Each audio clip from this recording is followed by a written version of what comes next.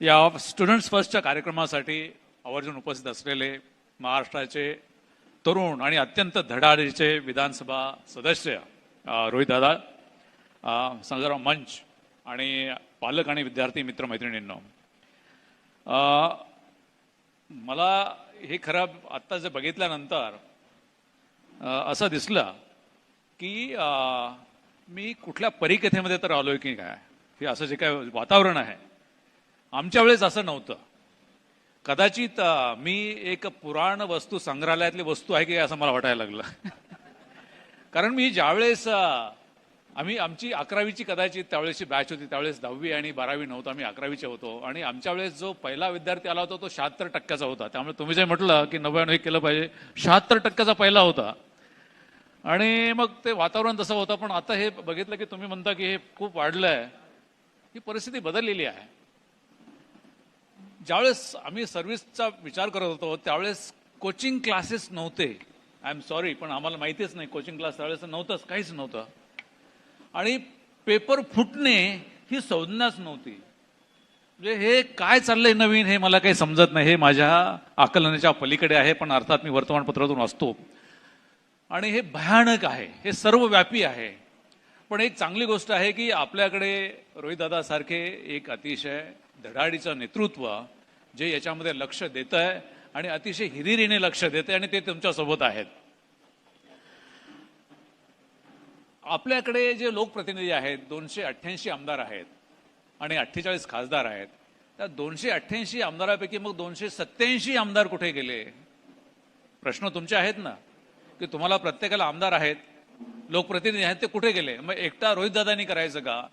मला वाटतं की प्रत्येकाला तुम्ही जाब विचारला पाहिजे की ते रोहितदादा जे करताय ते तुम्ही का करत नाही, असं प्रत्येक आमदाराला जाब विचारला पाहिजे. अन्यथा मग त्यांचा उपयोग काय आहे? काय उपयोग नाही त्या सगळ्यांचा. हे सगळे मोठे प्रश्न असल्यामुळे. पण मला वाटतं मी एकट्या माणसाने किती करायचं, किती करणार रोहितदादा हे सगळं? बाकीच्या सगळ्यांना पण घेतलं पाहिजे. नसेल तर मग रोहितदादाकडे नेतृत्व द्या सगळं, असं पण म्हटलं पाहिजे. शक्य नसेल तर हे केलं पाहिजे.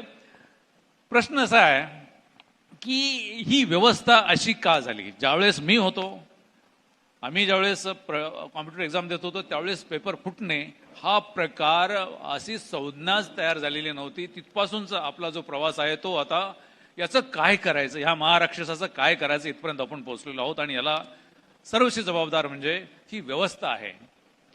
त्याच्याबद्दल मी बोलतोच. पण थोडंसं सुरुवातीला हे जे ड्रग इन्स्पेक्टरच्या बाबतीमध्ये जे बोलण्यात आलं ते तो अतिशय विदारक आहे. इतकी भयानक परिस्थिती ही पहिल्याने मी बघतोय. ड्रग इन्स्पेक्टर खरं म्हणजे आता सध्या महाराष्ट्रात किती कार्यरत आहेत? सध्या 40 पर्यंत आले, 40-50 पर्यंत असतील. महाराष्ट्राचा औषधांचा व्यापार, मॅन्युफॅक्चरिंग हे जवळजवळ 35 ते 40 हजार कोटीचं आहे. आणि हे तुमचे इतके 40, 50, 60 जे काही असतील हे ड्रग इन्स्पेक्टर्स हे तुमचे कंट्रोल करू शकतात का? उत्तरे नाही. याच्यापूर्वी ड्रग इन्स्पेक्टरची परीक्षा केव्हा झाली होती?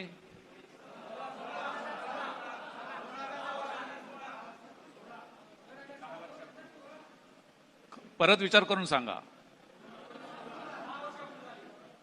किती नियुक्त झाले होते त्यावेळेस? आपली संख्या किती आहे ड्रग इन्स्पेक्टरची? 200 आहे. पण 200 लोक सगळं पूर्ण भरले तरी हे 35-40 हजार कोटीचा व्यवहार सांभाळू शकतात का? मग तुम्ही लोक काय करतात? फार्मासिस्ट तुम्ही आता इथे नाही म्हणतात, मग तुम्ही शासनाशी लढा कुठे दिला पाहिजे होता की हे 180 लोक, 180 आहेत, 200 नाही, 180 लोक हे इतका मोठा व्यवहार सांभाळू शकतात का? मग तुम्हाला तुमच्या नोकऱ्यांची गरज आहे की नाही? नाहीये. कारण तुम्ही तिथे विचारतच नाही. फक्त प्रश्न पत्रिका फुटली तरच तुम्ही जागे होणार. तुम्हाला तुमच्याबद्दल काहीही देणं घेणं नाहीये. मी FDA कमिशनर असताना शासनाला एक प्रस्ताव दिला होता आणि लोकसंख्येच्या प्रमाणात इथल्या जे एस्टॅब्लिशमेंट आहेत ड्रग आणि कॉस्मेटिकच्या प्रमाणात किती ड्रग इन्स्पेक्टर्स असावेत. आणि मी साधं उदाहरण दिलं होतं की युगांडा नावाचा आफ्रिकेमधला देश आहे, अतिशय मागासलेला देश आहे. त्या देशामध्ये सुद्धा लोकसंख्येच्या प्रमाणात ड्रग इन्स्पेक्टर्स आहेत, त्याच्यापेक्षाही महाराष्ट्रात कमी आहेत. म्हणून मी महाराष्ट्रामध्ये 800 ड्रग इन्स्पेक्टर असावेत अशी त्यावेळेस प्रस्ताव दिलेला होता. आणि रोहितदादा सुदैवाने याची बैठक अजितदादांच्याकडे झाली होती. त्यांनी तो प्रस्ताव मंजूर केला होता. पुढे काय झालं मला माहिती नाहीये. पण तुम्ही या लोकांना काय देणं घेणं नाहीये. तुम्ही कशासाठी म्हणताय की आता काहीतरी आलेले आहेत आणि प्रश्नपत्रिका फुटले. तुमचा स्वतःचा खरं म्हणजे की तुमच्याकडेच लक्ष नाहीये. दुसरी गोष्ट, मी ज्यावेळेस FDA कमिशनर झालो त्यावेळेस 60,000 औषधांची दुकानं होती. आता मला वाटतं 1 लाखाच्या जवळपास गेली असतील. आणि याच्यामधून दर जो नफा होतो औषधाच्या दुकानाला तो 3.5-4 लाख रुपयांचा नफा होतो. आणि त्याच्यामधून तुमचे याचे फार्मासिस्टचे त्याच्या पगार वगैरे जातो. मी ज्यावेळेस FDA मध्ये आलो त्यावेळेस बघितलं की किती ठिकाणी फार्मासिस्ट कायद्याप्रमाणे आहे. प्रत्येक दुकानात फार्मासिस्ट असल्याशिवाय तिथे ते दुकान चालवता येत नाही असा कायदा आहे. मी आलो त्यावेळेस फक्त 5 ते 10% ठिकाणी फार्मासिस्ट होते. फक्त फार्मासिस्टचं त्यांचं रजिस्ट्रेशन लावलेलं असायचं आणि 500 ते 1000 रुपये त्याला भाडं दिलं जायचं. मी ज्यावेळेस हे कायद्याची इम्प्लिमेंटेशन सुरुवात केली आणि 60,000 ठिकाणी फार्मसी असेल त्यावेळेस कुठेतरी एम्प्लॉयमेंटला सुरुवात झाली. पण तिकडून काही मागणी झालेली नव्हती. एक सांगलीचा फार्मासिस्ट दादर स्टेशनवरती हमाली करत होता. आणि तुम्हा लोकांना खरं म्हणजे की काहीतरी छोटं झालं की मग आंदोलन करायचं किंवा मग रोहितदादांसारख्यांना त्रास द्यायचा असं होतं. पण तुम्हाला स्वतःची जी तुम्हाला कायद्याने दिलेलं आहे ते कायद्याने काय दिलेलं आहे याचीच माहिती नाही आहे. आणि मग खूप मोठं काहीतरी असतं त्याच्याकडे दुर्लक्ष करायचं आणि छोट्या गोष्टी. तुम्ही खरं म्हणजे की आंदोलन केलं पाहिजे की तुम्ही महाराष्ट्रामध्ये 800 ते 1000 ड्रग इन्स्पेक्टर्स का नको. बरे रिक्रुटमेंट का होत नाही ड्रग इन्स्पेक्टरचं का होत नाही. आतले ड्रग इन्स्पेक्टर्स आहेत ते बाहेर त्यांना येऊ द्यायचं नसतं. कारण चार्ज त्यांच्याकडे राहतो आणि चार्जमध्ये जे काही हप्तेखोरी गोळा करायची असते ती त्यांना जास्त पाहिजे असते. आणि हे मी रेकॉर्डवरती बोलतोय. म्हणजे हे सगळं कशामुळे आहे की परीक्षा होऊ द्यायच्या नाही. मग ही व्यवस्था जी झालेली आहे ही व्यवस्था कशामुळे झालेली आहे तर केवळ तुमचा जे अनभिज्ञता आहे ही त्याच्यामुळे झालेली आहे. आणि हे जे आहे हे खरं म्हणजे की हे भयानक आहे. हे फक्त ड्रग इन्स्पेक्टरच्या बाबतीमध्ये नाहीये. हे सर्व खात्यामध्ये अशीच परिस्थिती आहे की जे आत आलेले आहेत त्यांना बाहेरून यायचे नसते. राज्य शासनाचा स्वतःचा रिपोर्ट आहे प्लॅनिंग डिपार्टमेंटने पब्लिश केलेला.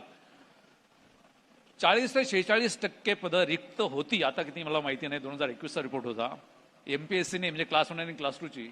मग त्यापैकी भरली किती. म्हणजे नुसतेच आहे त्याच्यासाठी भांडण करायचं आणि तुमचं पेपर फुटला म्हणायचं पण बाकीची पदं रिक्त ठेवायची आणि मग काम कोणी करायचं. मला वाटतं की ही जी रिक्त पदे आहेत ती रिक्त पदं भरण्यासाठी खरं म्हणजे MPSCच्या विद्यार्थ्यांनी उमेदवारांनी लढा दिला पाहिजे की रिक्त पदं किती आहेत. शासनाचाच रिपोर्ट आहे. त्या रिपोर्टप्रमाणे जर तुम्ही भरत नाही तोपर्यंत आमचं आंदोलन थांबणार नाही. अशी जोपर्यंत तुम्ही भूमिका घेत नाहीत तोपर्यंत मला वाटतं की हे रिक्त पदे तसेच राहतील. देश पातळीवरती एक रिपोर्ट आला होता की 12 लाख रिक्त पदं आहेत देश पातळीवरती केंद्र शासनाची. राज्य शासनाची बाजूला ठेवा. महाराष्ट्रातले सुद्धा 10% विद्यार्थी असतात. त्यामुळे 12 लाखामध्ये 10% तर महाराष्ट्रातल्या मुलांना त्याच्यामध्ये एम्प्लॉयमेंट मिळाली असती. आपण लार्जर सेटकडे कुठे लक्ष देत नाही. आता परिस्थिती अशी आहे की हे MHCET किंवा MPSCचा पेपर फुटणे हा प्रकार मला तरी लॉजिकली मला समजत नाही. हे असं का व्हावं. ज्यावेळेस आम्ही कॉम्पिटिटिव्ह एक्झाम्स देत होतो त्यावेळेस टेक्नॉलॉजी नव्हती.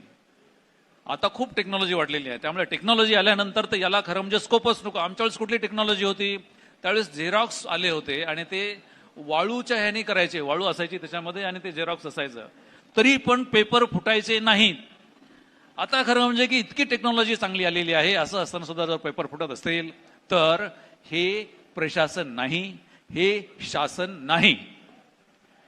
जर तुम्हाला परीक्षा घेता येत नसतील तर तुम्ही शासकीय व्यवस्था नाही तुम्ही प्रशासकीय अधिकारी नाहीत. पिरियड. मग हे काय आहे. हे मार्केटिंग व्यवस्था आहे. बाजारू व्यवस्था आहे. ते फक्त प्रॉफिट आहे. परीक्षेमधून सुद्धा काही प्रॉफिट मिळतो का. इलिगॅलिटी करून काही मिळतं का ते आहे. आणि हे जोपर्यंत तुम्ही मान्य करत नाहीत तोपर्यंत मला वाटतं की प्रकार असे थांबणार नाहीत. हे जर थांबायचं असेल तर तुम्हाला थोडंसं संविधानाकडे जावं लागेल. हे केवळ तुमच्या पेपर फुटण्यासाठी नाही आहे. संविधानामध्ये सांगितलेलं आहे भाग 14 मध्ये की या देशाची व्यवस्था जर चांगली ठेवायची असतील आणि राजकीय नेतृत्व जर चुकत असेल त्या राजकीय नेतृत्वाला तुम्ही चुकू द्यायचं नसेल तर याची जी प्रशासकीय व्यवस्था असेल ती तितकी कणखर स्टील फ्रेमची असावी म्हणून हे केलेलं आहे. आणि त्याच्यासाठी लोकसेवा आयोग तयार केले.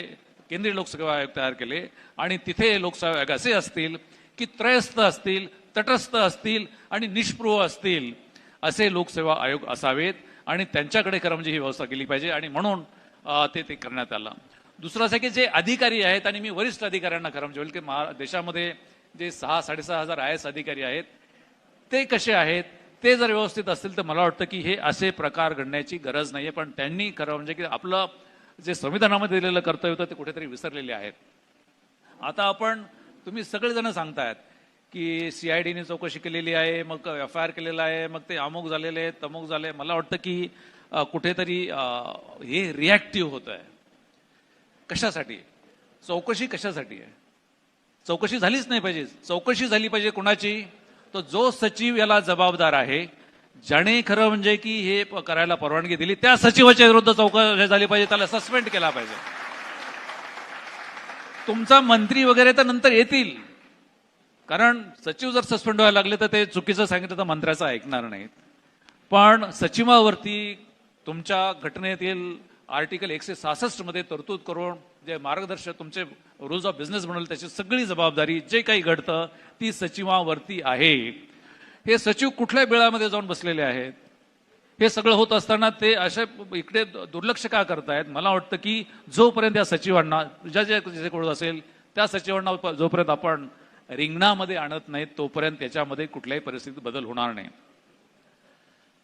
आता हे केवळ परीक्षेचा किंवा पेपर फुटण्याचा प्रश्न नाही, हा सार्वभौमत्वाचा प्रश्न आहे, सॉव्हरेनिटीचा प्रश्न आहे की याच्यामध्ये कुठल्याही परिस्थितीमध्ये ज्या व्यवस्थेत असेल ते खाजगीकरणाला तिथे स्कोप असू नये, शासकीय व्यवस्थेनेच ते कंट्रोल केलं पाहिजे असं संविधानामध्ये आहे.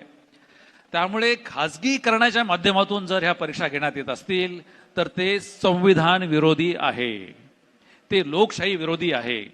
हे जे सार्वभौमत्वाच्या बाबतीत असेल त्या सगळ्या परीक्षा ह्या लोकसेवा आयोगाकडून किंवा मग व्यवस्थेकडून झाल्या पाहिजेत. मी जिल्हाधिकारी असताना काही परीक्षा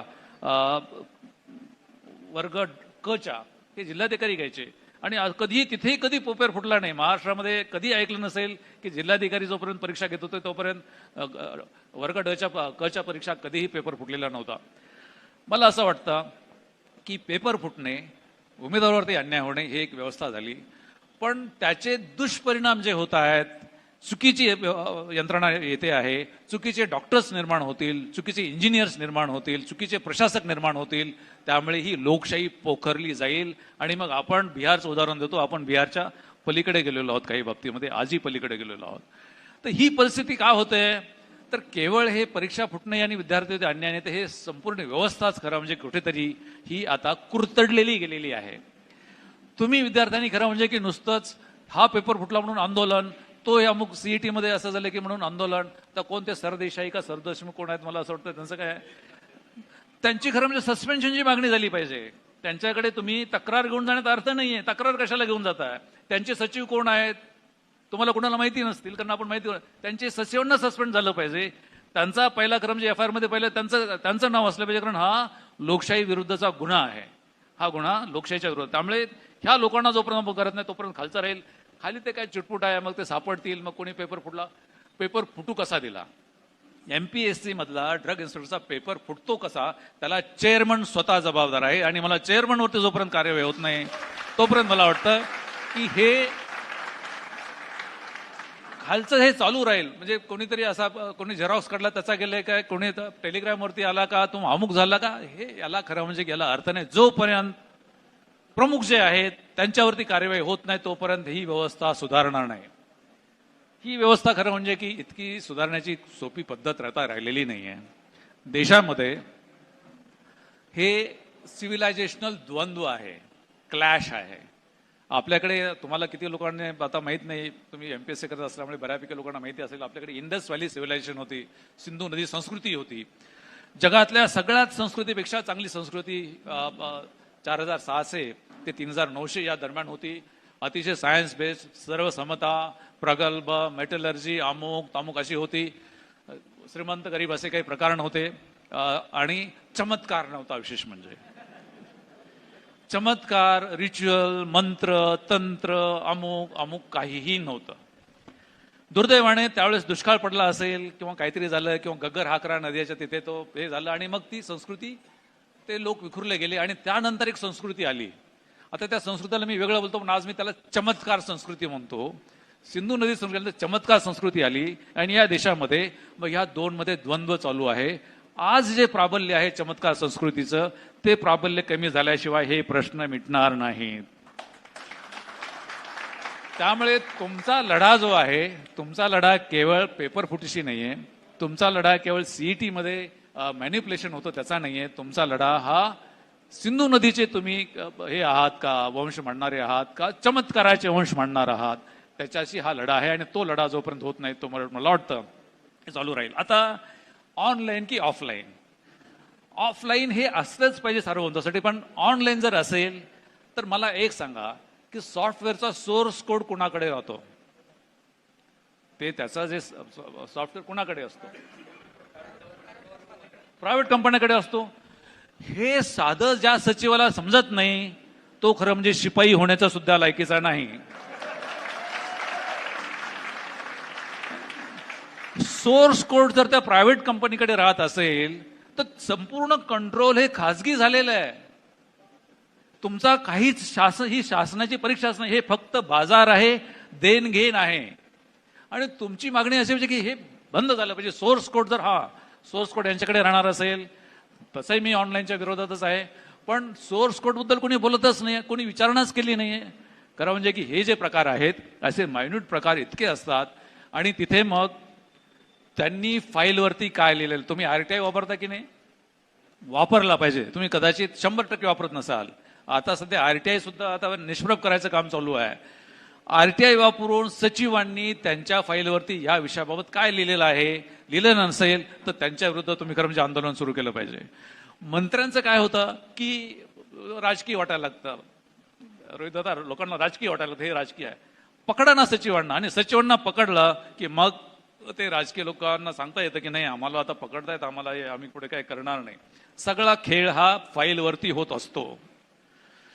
फाईलवरचा खेळ थांबवायचा जर असेल तर मला वाटतं की तुम्ही ह्या सचिवांना इथून पुढे पकडा, जे प्रमुख असेल त्यांना पकडा. हे जे चौकशा वगैरे होत राहतील, चौकशांची गरज का पडली तर जो वरती बसलेला आहे त्याने ही अशी भुसभुशीत सिस्टम तिथे ठेवली म्हणून. आणि पूर्वी ज्यावेळेस होतं तसंच पुन्हा जर आणायचं असेल, पारदर्शक आणायची असेल, क्लॅरिटी आणायची असेल तर MHCAT मध्ये तुम्ही मला वाटतं काहीतरी 10वी 12वीचे मार्क्स असे काहीतरी नवीन, मी तेच म्हणलं असं नाही पण काहीतरी नवीन काहीतरी आणा की ज्याच्यामुळे कमीत कमी तिथे असा स्कोप राहील. पूर्वीच्या पिढ्यांना समजत होतं ते आत्ताच्या पिढ्यांना समजत नाही असं नाही. पण आता काय झालंय की त्याच्यातून जो पैसा येतोय, जो आपण सांगितलं किती 3000 कोटी का काय ते आकडेच गरगरायला लागतात खरं म्हणजे हे सगळे जर बघितल्यानंतर. तर हे विद्यार्थ्यांसाठी नाहीये, हे पालकांसाठी नाहीये, हे MPSCच्या उमेदवारांसाठी नाहीये. हे फक्त आणि फक्त पैशासाठी जर चाललं असेल तर मग लोकशाहीसाठी ही धोक्याची घंटा आहे. आणि मला वाटतं की केवळ अशा सभामधून त्याचा काही फायदा होणार नाही. हे राज्यव्यापी याची काहीतरी दखल तरुण पिढीने घेतली पाहिजे. आणि मला वाटतं माझं अंडरस्टँडिंग आहे की महाराष्ट्रातली तरुण पिढी अतिशय छान जेवण केलेली आहे आणि कायमची वामकुक्षी घेत आहे, झोपलेली आहे तरुण पिढी. असं माझं चूक आहे का बरोबर आहे? माझं बरोबर आहे का चूक आहे? मला तरी वाटतं की तरुण पिढी झोपलेली आहे. रोहित दादा तुम्ही त्यांना जागा करायचा प्रयत्न करा जरा. त्यांना माहित नाही त्यांचं भविष्य काय आहे. भविष्य तुम्हाला मी सांगतो काय आहे ते. भविष्य अतिशय विदारक आहे. मी तुम्हाला घाबरवत नाहीये. पण 4th इंडस्ट्रियल रिव्होल्यूशन टेक्नॉलॉजीमुळे जे जॉब्स जात आहेत, ज्या बिझनेस ऑपॉर्च्युनिटीज कमी होत आहेत, त्यामुळे रोजगारी अतिशय भयंकर होत आणि हे शासन तुम्हाला सांगत नाही आणि तुम्ही अभ्यास करत नाहीयेत. घाबरायचं नाहीये. पण जे आहे ते तरी तुम्हाला मिळालं पाहिजे, ते तुम्ही घेतलं पाहिजे.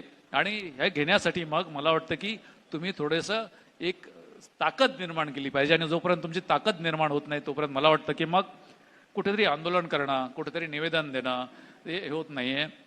सुदैवाने तुम्हाला रोहित दादासारखा इथे एक मार्गदर्शक आहे, त्यांचा वापर करा. आणि मला वाटतं की हे असं होणारच नाही, चौकशीची वेळच येऊ देणार नाही, अशी काही याची व्यवस्था करा. तुम्हाला काही प्रश्न जर असतील नंतर तुम्ही मला, मी सदैव तुमच्याबरोबर आहे. आणि मी माझ्या समाज माध्यमातून तुमच्याबरोबर असतोच, पण तुमच्याकडे मोठी ताकद आहे, त्या ताकदीचा वापर करा. धन्यवाद.